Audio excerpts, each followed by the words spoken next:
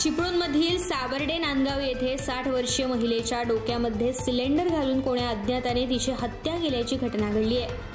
मंगळवारी संध्याकाळी 6:30 वाजण्याच्या दरम्यान ही घटना उघडकीस आली आहे। संबंधित महिलेच्या अंगावरील साडी घरापासून काही अंतरावरती मिळाली आहे, तर तिचे दागिने देखील चोरीला गेल्याने खळबळ उडाली आहे। सुनीता परशुराम पवार, राहणार नांदगाव खुर्द गोसावीवाडी असं या महिलेचं नाव आहे।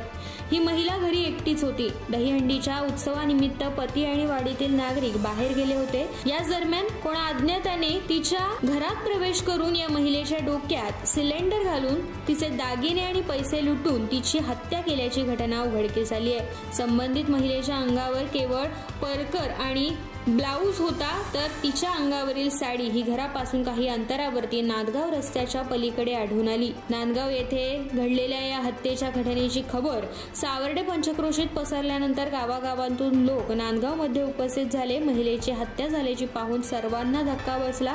उपविभागीय पोलीस अधिकारी राजेंद्र कुमार राजमाने यांच्यासह अन्य पोलीस यंत्रणेने तात्काळ घटनास्थळी भेट देऊन या घटनेचा तपास सुरू केला। संबंधित महिलेचे पती पोलीस खात्यात निवृत्त झाले असून त्यांचा मुलगा मुंबई येथे पोलीस अधिकारी म्हणून काम करत असल्याची माहिती मिळते।